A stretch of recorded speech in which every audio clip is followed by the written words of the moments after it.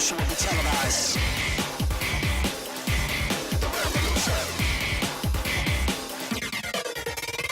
Welcome to the world of computer chips and manuscripts where everybody seals their lips. Wrong or right, we get to clear your sight. Combat, better prepare to bust back. TV screens get you satellite beams. Wrong or right, we get to clear your sight. This type of game comes no surprise. Ready to ride, the revolution is televised.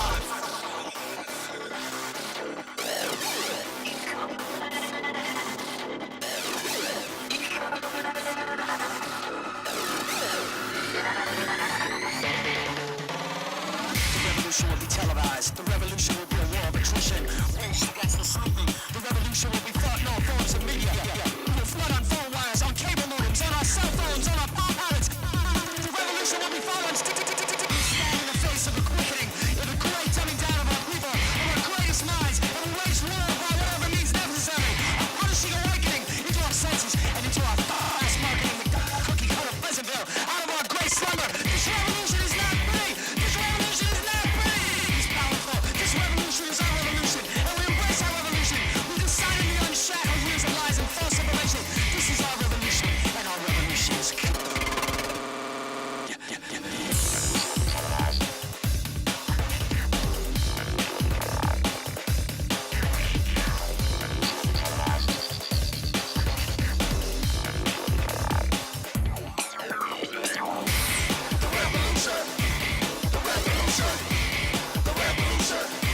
will be televised.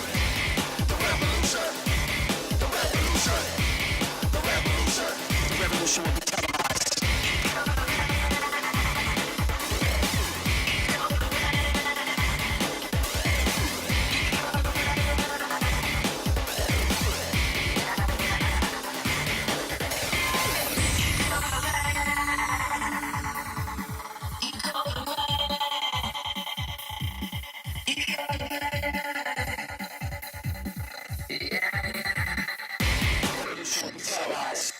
Well, I'm just sitting in the lounge of a beautiful boat, and I have with me the owner, David Smith.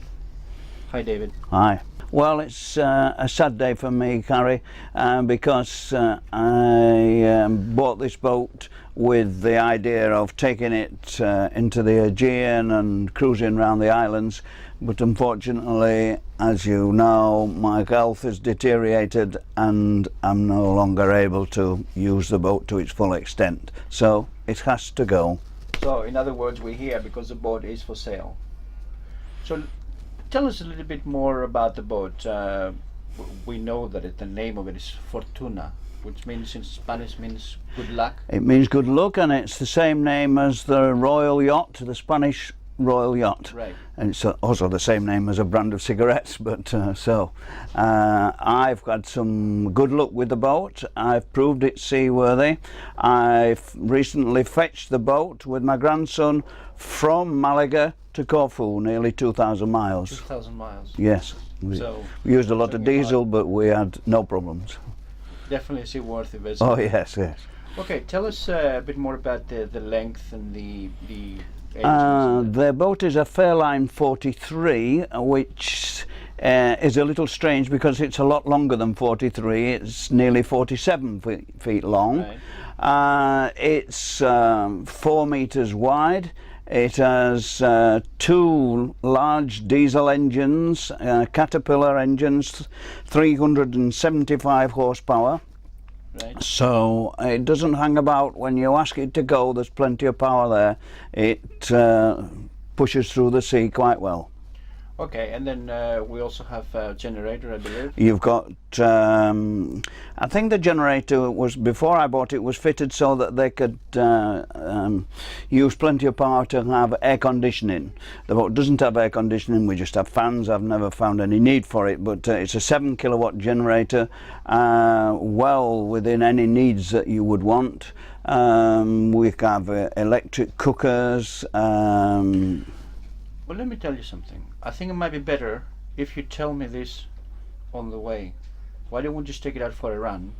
Well, and then you can tell me all the things about it from the flyboat. I'm sure we could accommodate you with that. Any excuse to go for a ride. Okay, let's go. God, David, the engines are very, very silent. I can hardly hear them. Well, that's because they're well insulated. We have a rather thick layer of sound insulating material, and then there's a carpet. And up here on the bridge, all you do, you don't get the sound, you get the performance. So now we're just at maximum speed. What's the maximum speed on this boat? The maximum speed is about 28 knots, 30 miles an hour. Right. And what would be the cruising speed? I should cruise all day long at 20 knots. 20 knots? Yeah. So what we're doing now, we are on about, what do I see here, what's that? That's 21 knots, which is about the cruising speed now, huh? Yes, yes. Fantastic. It's just magnificent. Right, tell me a bit more about the radios and radars, because I saw that you have a Raytheon radar at the top. We have a Raytheon radar, a very good radar. I've not really used it in anger. I've only used it once or twice just to check that it works, but when we were coming across the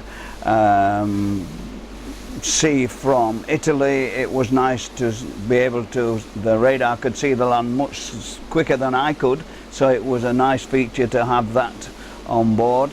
It has an Icon radio, which is a very good radio. We have 2 GPS sets so that we shouldn't ever get lost. Also, the one is portable. You can take it off, yes. Right.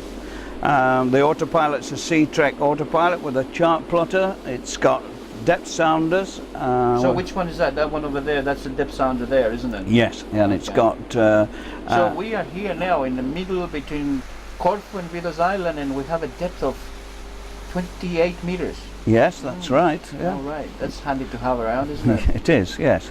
And then you have, I just noticed you have stereo, CD players, there's a TV and all this, these very important things when you Yes, you have to be entertained, yes. Yeah. Right, one other thing that I've noticed is as we were just, I was coming aboard at the Guvia Marina is this passerelle. Ah, yes, very nice, yes. Yeah. It's a good security feature. As you go away from the boat, we have a remote control. So it's remote control? And you can lift, like a drawbridge, lift that up so people don't have access to your boat. Yes, it's very nice, that. Of course, when you anchor up, you can use it as a diving board. Yes, that would be handy. Yeah. And that little dinghy that you have over here, that's got an outboard engine as well? The dinghy is absolutely brand new. It was purchased at the beginning of August, and with a 5 horsepower Yamaha 2-stroke engine. You've got a choice. So that's a new engine you have on that? New engine and new dinghy, yes. Right, right. Okay. Well, not comparison to the 375 by 2 caterpillars, but I think that would be handy to get you from... yes, when you anchor up, you can go to the taverna and... yes, very useful. Well, I prefer this one though. Yeah. Well, this is absolutely fantastic, and it really goes very well. I think that it's an incredible vessel, and it's a fortune that you cannot keep it anymore. Well, it's also a genuine reason for selling it, so I suppose someone else would be the lucky one. Well, they were lucky. I like to keep all the things on it clean, tidy, and everything should work. I don't think the idea of having something on the boat say, oh, that doesn't work, that doesn't work. I like everything to work. Right. Yeah. So you're a fussy owner. Yes. Yes. Right. So it would be definitely a good buy for someone that wants to enjoy it. Yeah. Yeah. Hopefully here in Corfu and around the Ionian and the Aegean Islands. Well, it's here. Use it. Yeah.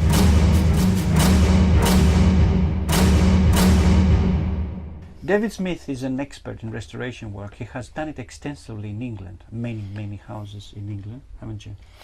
A few, yes, certainly a few. Yeah, I've lost count. Yeah, I really can't tell you how many. Yeah. Well, what we have done, we just visited some old villages with David, and we looked at some old houses, and David just talked to us about restoration work.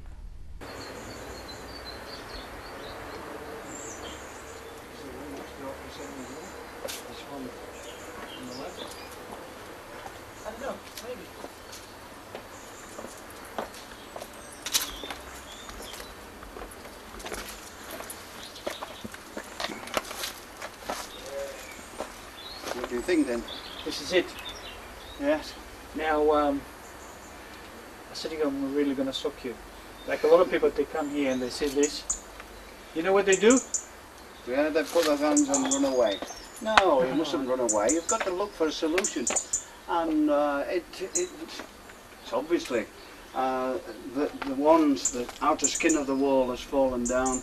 You might, if you were crazy, try and attempt to put another skin on, but it needs to be demolished to the first floor level and rebuilt. In other words, it can be done. Oh, definitely, yes. Yeah. If you can you show me some building where there can't be. Yes, it can be done. I don't believe it. It can be done. We're going to take the roof off anyway, so what's the difference bringing it down another floor and replacing that gable end? It's no good patching it and bodging it up, but you don't want to put your name to something that's an unsafe structure.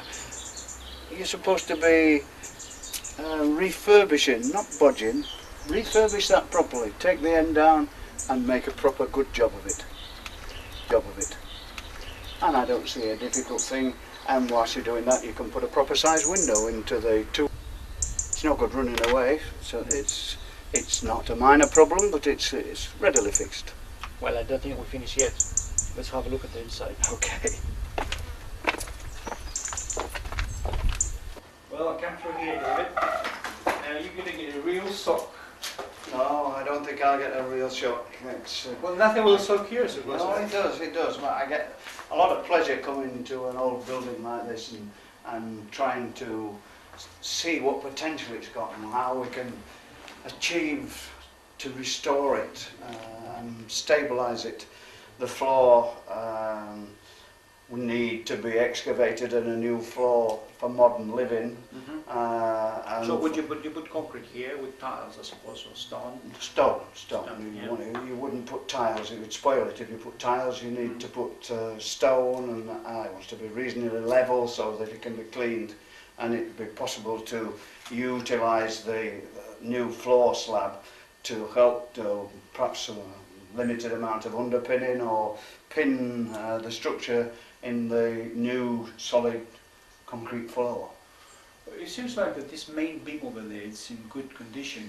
Well, what about the rest of them? If you look at the ceiling, there's obviously been used for some kind of cooking, smoking, and the Well, we had an open fire here. yes, but the cooking. smoke would kill the insects, and smoke is used for keeping insects away from your food, but it also to keep the insects out of the structure. Well, let's go upstairs and have a look at the rest of it. Okay. Which is a thing that doesn't look too good. No, to tell I the think truth. we'll give it a close inspection anyway. So what do you think about these windows here, David? Well, you can see that these three windows are in perfectly good condition. We don't like the colour of the paint, and maybe they could do with some cleaning, but there is no real need at all to take this perfectly good sound window out. Leave it, even the shutters are good. And don't forget that they're the original ones. The original windows, and that's what we're looking for, to retain original features. Yes. Well, when you look at the view from over there, it's really spectacular. Exactly, yes. We're looking at this roof.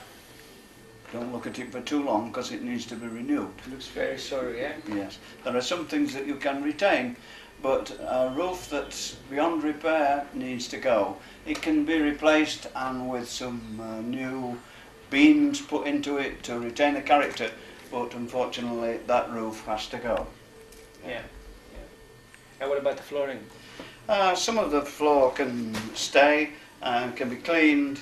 High pressure hose jetters can clean the floor, we can sand it, but obviously some of the rotten boards need to be replaced. Would you replace this with, again, with second hand, something second hand? Well, if you put new and old together, you've spoilt it. You spoiled it. You've either got to put a new floor or find some similar boards from reclaimed timber. Right. So what about the plastering? Well, this particular section here has got the original plaster on that's in fairly sound condition apart from a couple of small repairs. I think that if we're to achieve the original feel of the house, we leave as much of the original structure and original plaster as we possibly can. It would be quite easy to knock it all off and make it all ultra modern, but that's not what we're trying to achieve. That's right. We're trying to achieve originality. So again, with the paint, then, what you do with the paint, you still again go to the old traditional ways of using lime with. It might be that you put emulsion paints on that can be the colours to suit the customer. Yeah. Or it might be that if it can be first use some traditional lime, and you can put tints and dyes in that for the pastel colours without going away from the original feel of the house. Well, let me tell you that it's actually very cheap here in Greece. You can buy lime and you can make 40 kilos paint for €5. Yes, I know. 40 kilos. I do the same back in England. You get a dustbin and you put a bag of lime, fill it with 3 parts full of water, empty the bag of lime in, go away for maybe 2 days, and you have a dustbin full of lime. Yeah. Very cheap. Yeah. And it lasts a long time. 200 years. Yeah. Well, I don't believe this. Nothing scares you, does it? No, not a lot, no. I've seen many derelict and tumble down properties, so I am not put out by seeing these. Well, I think there's some of them could be restored to beautiful traditional Greek properties again, with a small amount of tender loving care and perhaps some backache to go along with it, but the end result would be very much worthwhile. Yes. Well, you have seen quite a lot, not just what we've seen now, but you've seen others as well. What do you think about the villages in Corfu? I think that to get away from the noisy tourist beach, from the ice cream and the beer, it would be a very nice thing to do, to move into stored house and to live with the Greek people in the Greek village.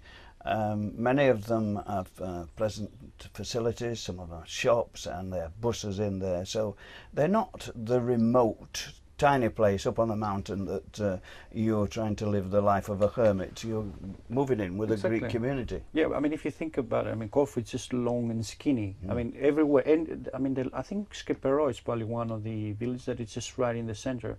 It would take about 15 minutes to get to the nearest beach from. Yes, you're not miles away ever. Yeah. Yeah. Right.